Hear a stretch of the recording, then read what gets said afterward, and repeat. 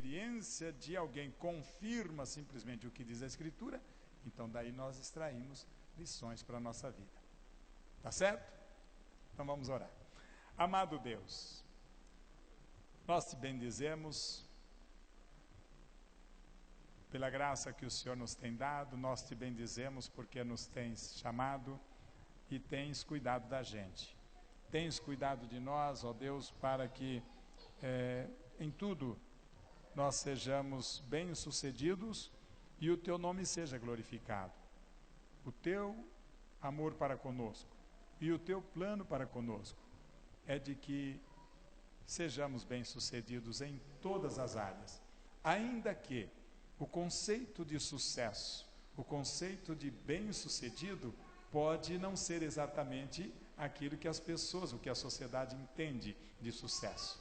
O bem-sucedido aos teus olhos difere e às vezes frontalmente do conceito de sucesso do mundo. Então dá-nos graça, Senhor, para que a gente possa mergulhar na tua palavra e trabalhar a relação familiar, a relação do casal, a relação da família com a tua palavra e no que tange nesta tarde ao trato com o dinheiro. Fala com a gente, dá-nos sabedoria, graça, discernimento, concede-nos que estejamos desarmados, estejamos verdadeiramente ensináveis e dispostos a aprender de ti, para a glória do teu nome. Te rogamos no nome de Jesus. Amém. Amém? Por favor, se sente.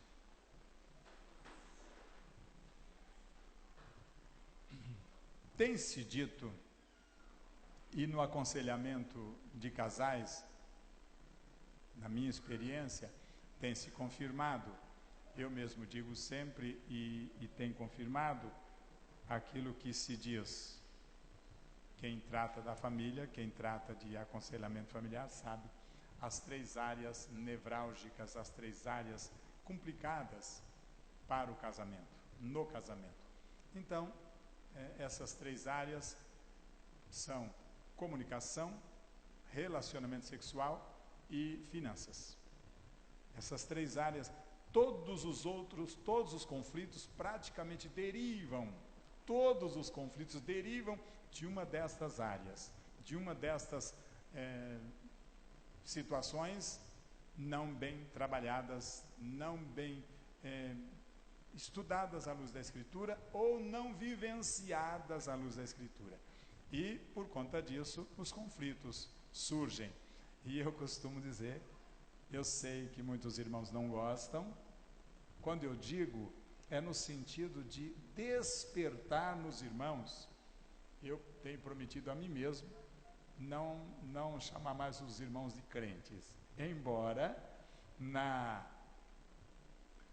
a igreja transita ou transitam na igreja três tipos de pessoas: os crentes, os santos e os perdidos. Esses três tipos transitam na igreja. Então a igreja não pode sentir-se ofendida quando seja o irmão Arnaldo, seja outro qualquer que fala, o crente, ou crente, isso é coisa dos crentes, eu falo muito, isso é coisa dos crentes, e sempre quando eu falo isso é coisa dos crentes, é no sentido pejorativo, é no sentido ruim, não é? Quando isso é coisa de crente.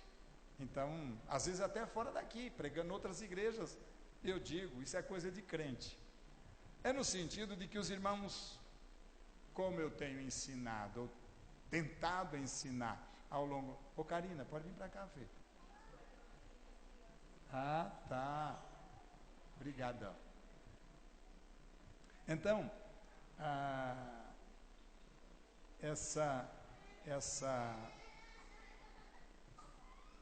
situação, que eu digo sempre, isso é coisa dos crentes, é no sentido de que os irmãos pensem. A gente não vá com os outros.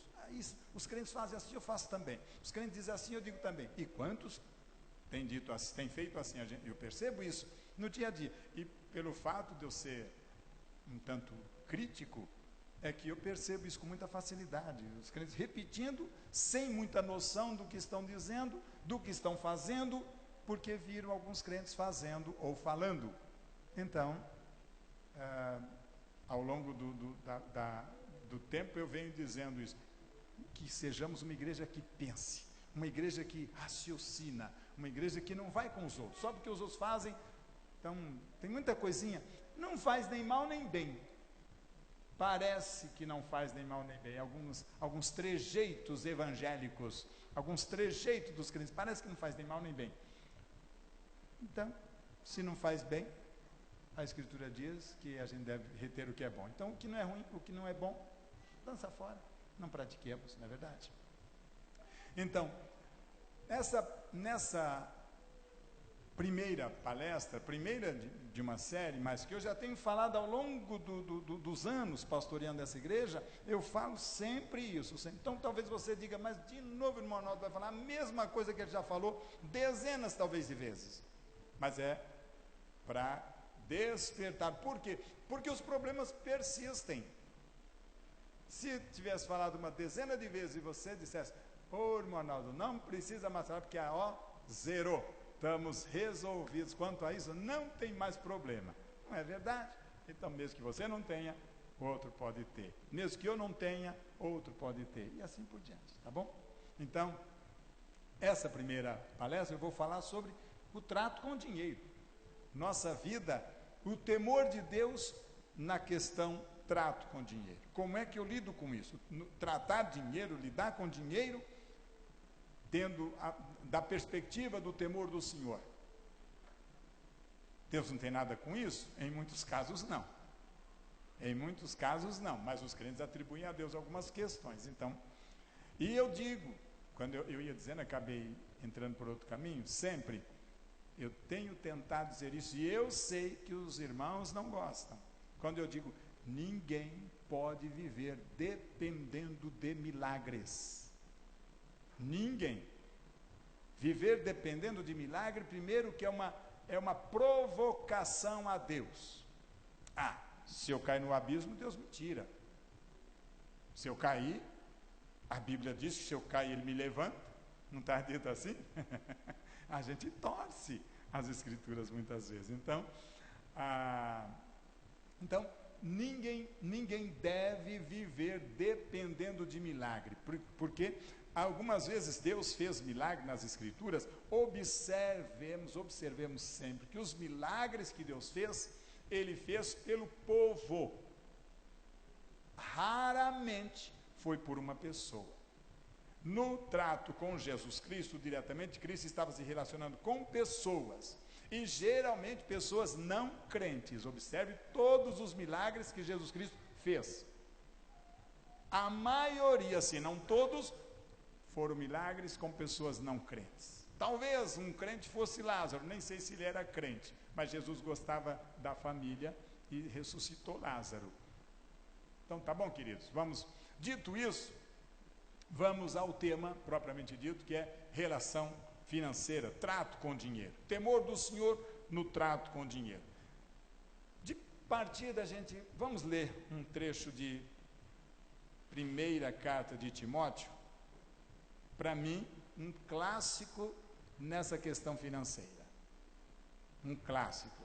Primeira carta de Timóteo, capítulo 6. E se alguém quiser ler, é só uma repetição. Em Hebreus, capítulo 13. Hebreus, capítulo 13. Só está repetindo a mesma coisa.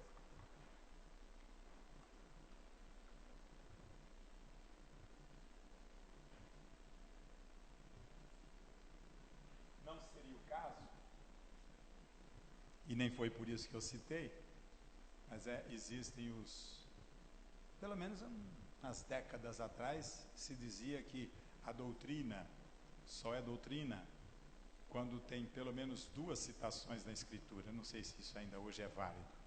Falava-se isso antigamente. A doutrina só era verdadeira, só tinha uma base sólida se tivesse pelo menos 2 citações das Escrituras. Então,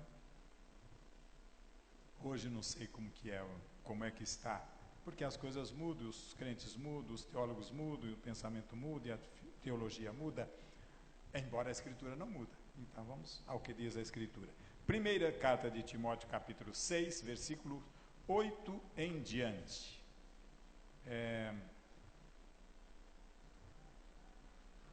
Achei? Achei. Alguém quer ler? Eu vou ler a partir do 6, é interessante, eu devia ter copiado a partir do 6.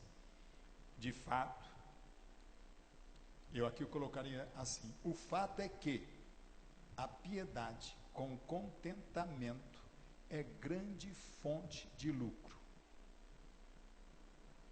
A piedade com contentamento é grande fonte de lucro. Piedade aqui significa temor a Deus, tá? Piedade é viver de modo pio, de modo temente a Deus. A piedade com contentamento, o sujeito que teme a Deus, ele está contente, que significa satisfeito. Estou satisfeito, porque eu temo a Deus, estou com o Senhor, Ele está comigo. Então, a piedade com contentamento é grande fonte de lucro, pois não trouxemos nada para esse mundo, e dele não podemos levar nada. Agora o 8, que é da onde eu ia partir. Alguém pode ler, por favor, até o versículo 10.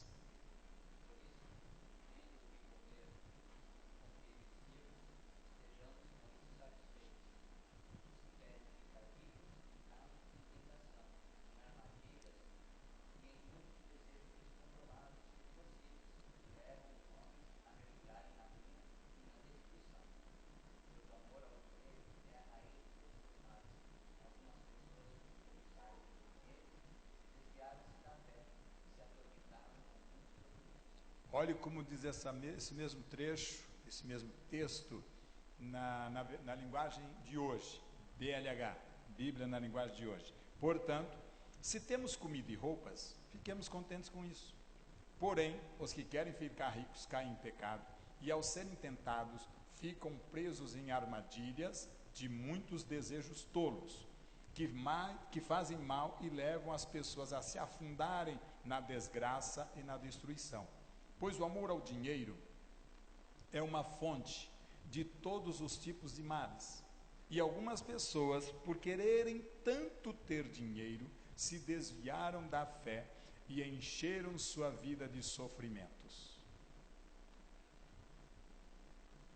Como hoje eu não vou falar sobre ganhar, mas sobre o desespero de alguns. Alguém quer ter muito dinheiro e já é um laço, é um perigo. O problema que eu quero tratar hoje é administrar o dinheiro. Como é que a gente usa o dinheiro? O dinheiro que nos vem às mãos, como é que a gente lida com isso? Primeiro ponto que a gente deve considerar. Olha o que diz Ageu, capítulo 2, versículo 8. Ageu está lá, já pertinho do fim do Antigo Testamento. Ageu, quem achar pode ler. Ageu 2, 8. Está bem pertinho do fim. Antes de Zacarias, encostado a Zacarias, que está encostado a Malaquias, que é o último livro. 2, 8. Alguém achou?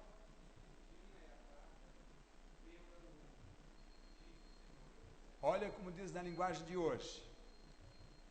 Toda prata, preste atenção, toda prata e todo ouro do mundo são meus. 1 Coríntios, capítulo 10, versículo 26, na linguagem de hoje, diz assim: a terra e tudo que nela existe pertencem ao Senhor. Ou do Senhor é a terra e a sua plenitude. A gente cita isso e a gente vê adesivo em carros, né? Do Senhor é a terra e a sua plenitude. Bem, de acordo com essas passagens, está óbvio, mas eu vou fazer a pergunta. De acordo com as passagens que nós lemos, quem é o dono do dinheiro?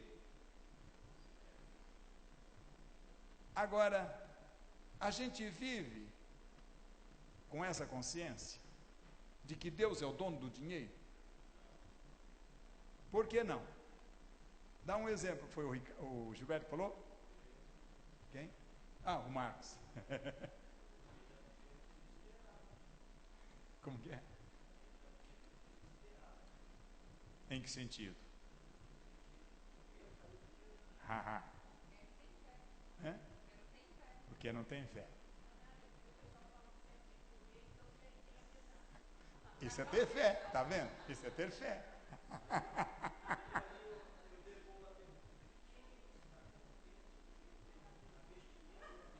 Nós vamos chegar lá. Nós vamos chegar lá.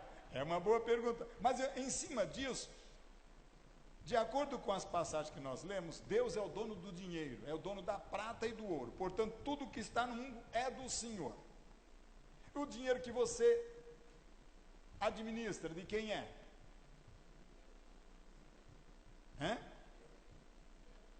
Todo o dinheiro da terra, toda a prata e todo ouro pertence ao Senhor.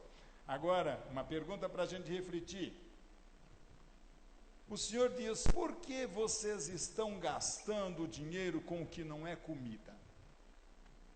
Porque se Deus dá-nos, Ele nos concede ter o dinheiro. Se o dinheiro é do Senhor e ele vem às nossas mãos para administrarmos, e ninguém, eu ouvi um sujeito dizer certa feita, eu ouvi dizer ou eu li, eu não me lembro certo. Alguém escreveu ou falou e eu estava lá, ou eu li o seu escrito. Ele disse: ninguém, ele ousou dizer ninguém, que quando você fala ninguém é absoluto, né? Ninguém. Ele diz: ninguém trabalha só por comida. Ninguém trabalha só para se alimentar. E eu acrescentaria: ninguém trabalha só para se alimentar e se vestir. Porque se nós trabalhássemos só para nos alimentar e para nos vestirmos, teríamos tantas crises? De verdade? Então, nós vamos pensar um pouco, e eu volto a dizer, a minha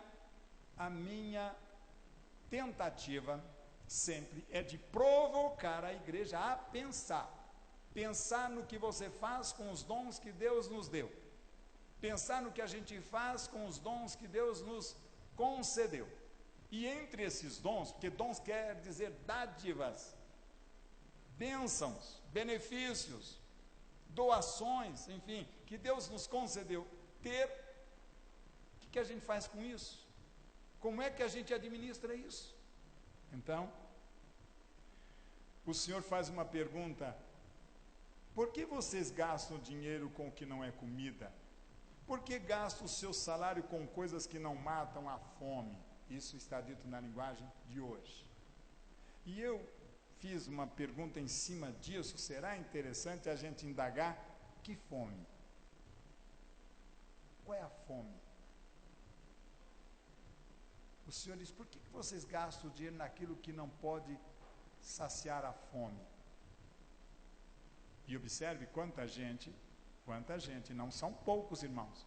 Segundo estatística de quem entende dos órgãos, que de 60%, se eu não estou equivocado, por favor me ajude, vocês que acompanham mais do que eu, que entendem melhor do que eu, que estão mais atualizados que eu. Segundo os institutos aí, 60%, salvo engano meu, mais de 60% da população brasileira ativamente produtiva está inadimplente. Está devendo. Inadimplente não é quando tem uma prestação da casa própria, que tem um financiamento, não. É que não está pagando não está conseguindo honrar os seus compromissos.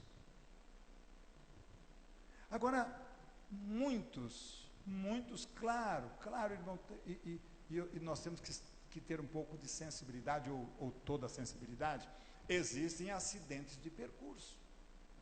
Existe uma pessoa que perdeu o emprego, ela fez todo o seu planejamento bonitinho, porque tinha um bom emprego, estava tudo correndo normalmente.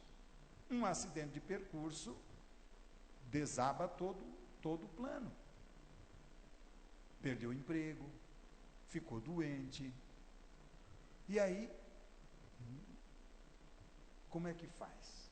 A sua dívida não para, o reloginho continua, o reloginho do ganho para, mas o relógio do consumo continua, da dívida continua. O credor não diz: bem, você está desempregado, Então vamos dar um tempo aqui, para que não conta, tá? Só vai contar a partir do momento que você estiver trabalhando. Não é como o FIES. O FIES é assim, né? O financiamento estudantil, o sujeito arruma o financiamento, só vai começar a pagar quando ele começar a trabalhar. Agora, quando ele começar a trabalhar, ele começa a pagar. Eu não sei se acontecer de ele ficar desempregado lá na frente, se o governo diz, opa, para, que ele só paga quando está trabalhando. Quando ele não estiver trabalhando, ele não deve. Não sei se funciona assim. Mas o que eu quero dizer é o seguinte, o que me chama a atenção é que um percentual muito grande de pessoas está devendo. Um percentual enorme de pessoas está devendo. E não consegue se livrar. Agora, um percentual grande de pessoas está devendo quando poderia não estar. Esse é o problema. E é nisso que a gente vai bater esta tecla. Quando a gente foi atrás de coisas, será que a gente não estava tentando matar uma fome de status? Uma fome de impressionar? Quer que as pessoas se sintam impressionadas, que as pessoas digam, né? Você chega, até aí, pensar que é o Papai Noel. Então, as pessoas vão, você chegou de um modo que impressiona. As coisas, a sua mobília, eu vi hoje mas aí, deixa quieto, deixa pra lá. Não é da nossa conta. Embora algumas pessoas acabam olhando para aquilo e tentam fazer igual. Mas a mobília de uma determinada pessoa custou 384 mil reais. A mobília. 384, pensa, é a mobília. Mas sabe por quê? Porque é dinheiro que Deus não é levado em consideração nesse negócio. A minha pergunta que eu faço aqui, mais para frente. Então pensemos, qual foi a fome que nos levou a comprar o que a gente comprou? Qual foi a fome que nos levou a assumir aquele compromisso que a gente assumiu? Qual foi a fome que levou a gente? De repente é uma fome, como eu digo, eu costumo dizer que o problema é mais fundo, o problema é mais embaixo. A causa, a raiz é mais profunda. Eu não precisava, pelo menos eu não precisava, não tinha necessidade daquilo fisicamente, mas psicologicamente eu talvez tivesse.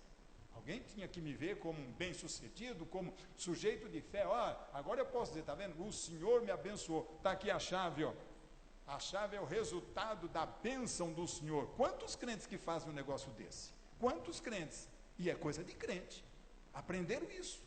Que, a chave do carro que o Senhor me deu. Pensa, irmãos. Eu ia comprar um chevetinho. Mas eu comprei e foi tá vendo? Então, esse tipo de coisa.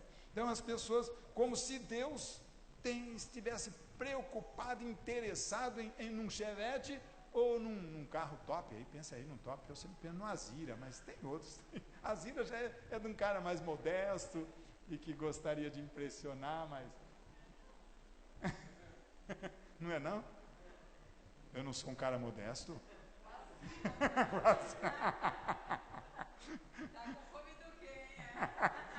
Com fome de impressionar. Graças a Deus isso não me afeta não. Não me afeta mesmo. Então, amado, fome do quê? O Senhor diz na sua palavra, que está em Provérbios 3:9, honra ao Senhor com os teus bens e com as primícias de toda a renda. E aí, eu volto à pergunta lá de cima, do dinheiro que eu disse que é do Senhor. Eu não disse, é a Escritura quem diz.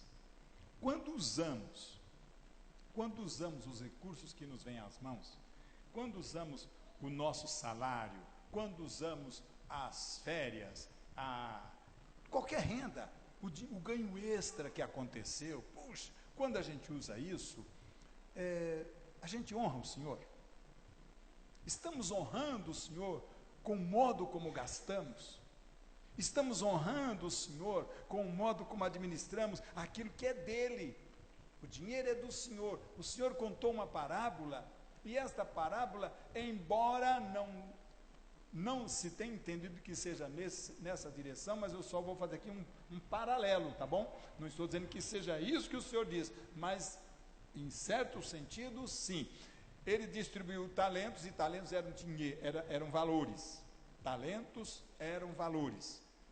E ele deu a cada um e disse: vocês trabalhem com isso, quando eu voltar, aí a gente acerta as contas. Então, o dinheiro que ele nos deu, claro que o Senhor está falando nas coisas, nos dons espirituais. E eu estou fazendo um paralelo para o dinheiro, que também é dele. Se os dons são dele, o dinheiro também. Então, ele nos deu e disse: trabalha com isso. O que nós fizemos com o dinheiro que ele pôs em nossas mãos? O muito ou o pouco? Era muito.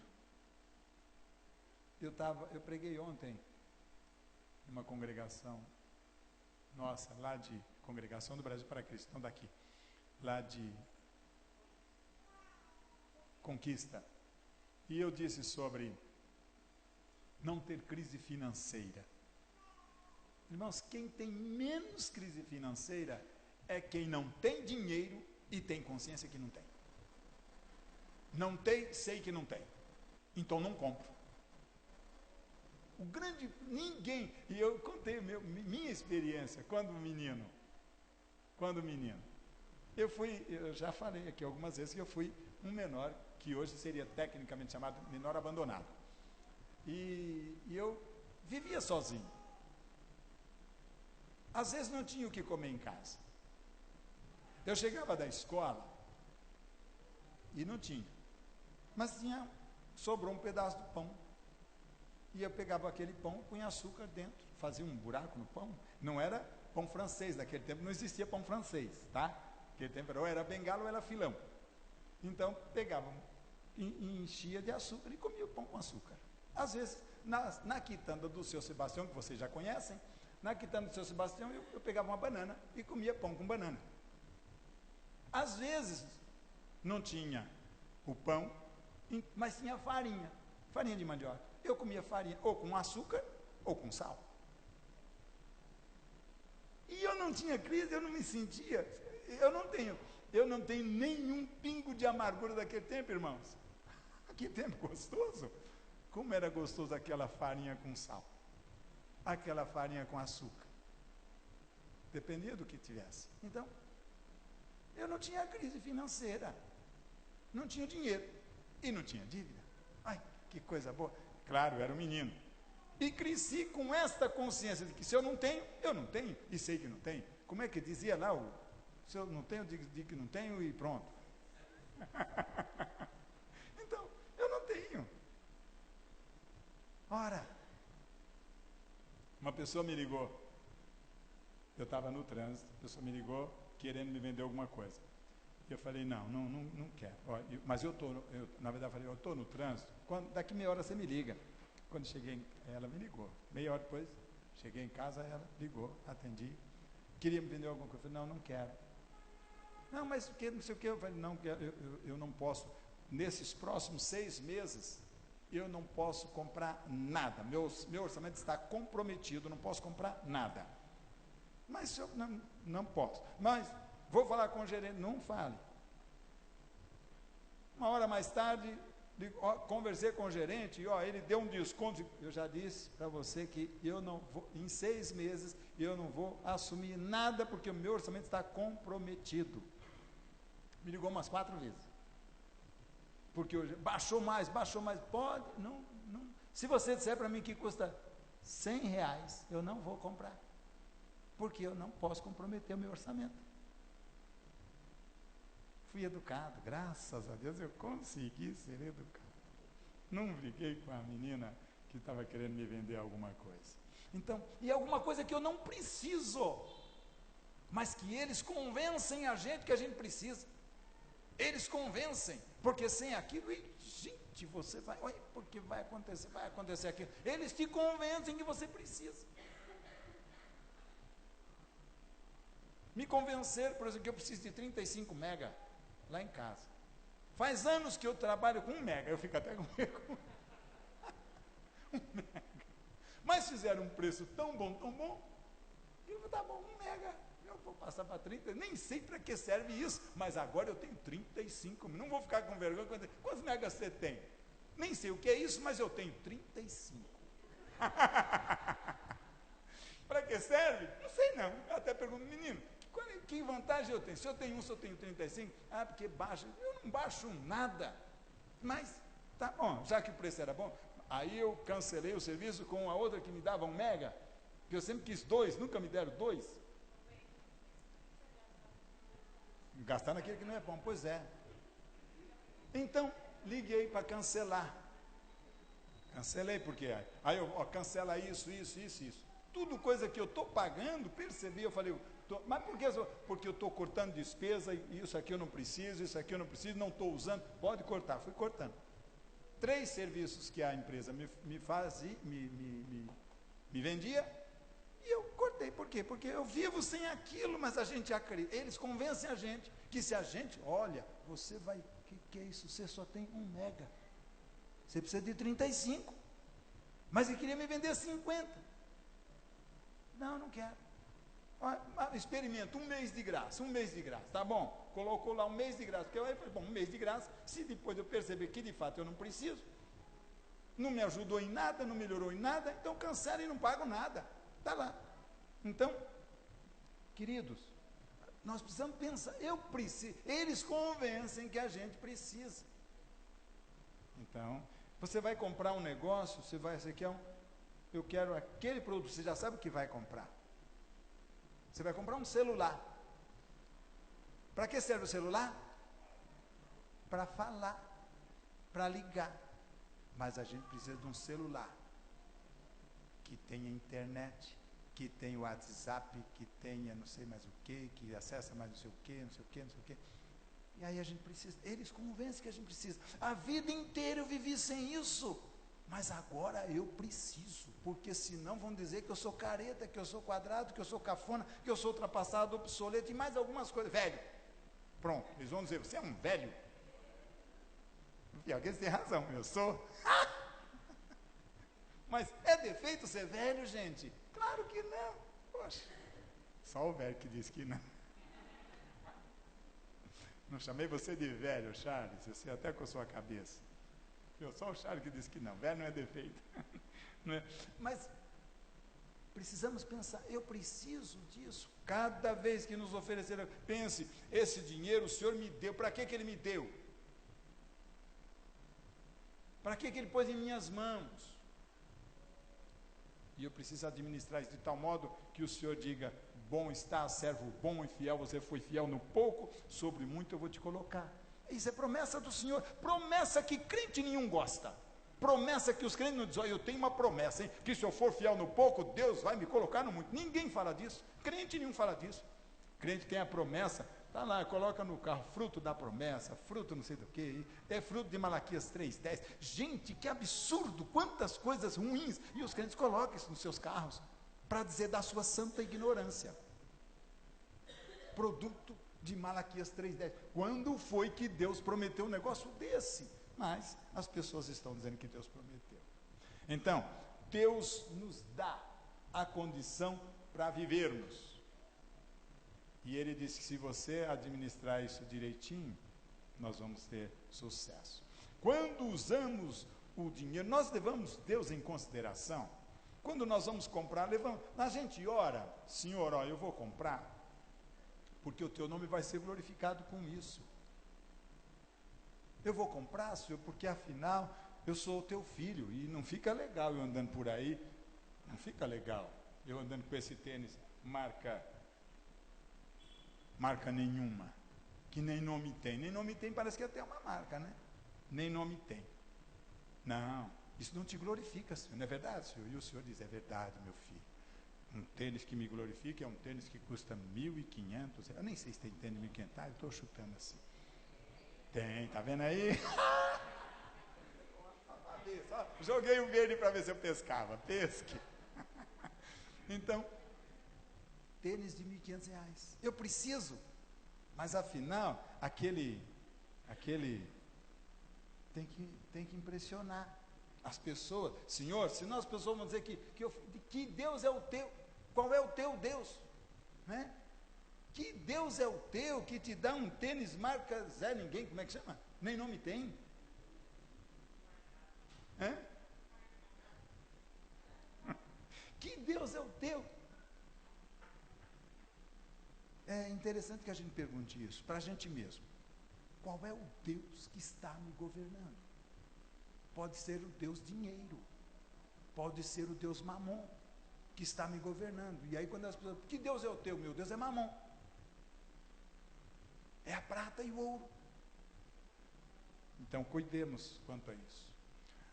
O assunto dinheiro na sua casa, na minha casa, o assunto dinheiro tem trazido paz? Tem trazido alegria? Ou tem trazido guerra, conflito, tristeza? O assunto dinheiro, pense nisso. Por um minutinho, pensa nisso, enquanto eu vou molhar minha goela.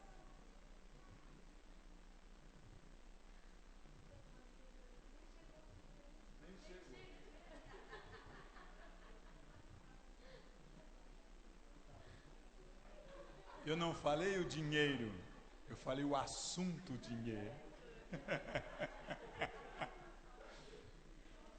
O nosso problema às vezes está nisso mesmo. É que a gente fez uma projeção pela fé.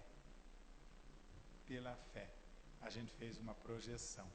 E eu ia até escrever isso aqui, mas não escrevi não.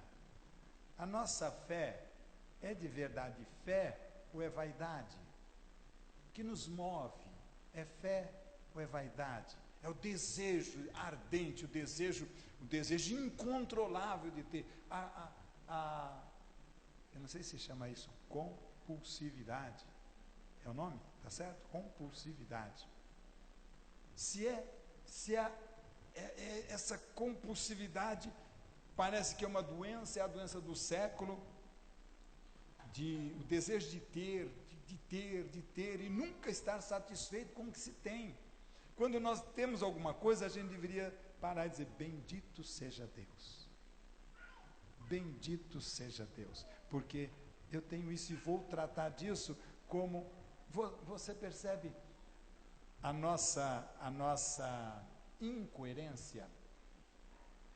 A nossa incoerência é que a gente almeja alguma coisa, qualquer coisa, pode ser um bem, pode ser um emprego, pode ser um carro, sei lá o que, qualquer coisa, a gente almeja. E quando a gente consegue, a gente tributa a Deus, até dá testemunho aqui, traz a chave para dizer: agora, irmãos, eu não estou mais a pé, olha, agora eu tenho um carro. Mas alguns dias depois, a gente está vendo muito carro, e cada dia as montadoras lançam um novo, e aquela propaganda que diz que, o teu não vale é nada. Não vale é nada, o que vale é esse é o cara, o teu. E aí a gente começa a olhar para o da gente. A gente fica até com vergonha de estacionar em alguns lugares, porque no começo a gente ficava orgulhoso. Lembra daquela Belina preta?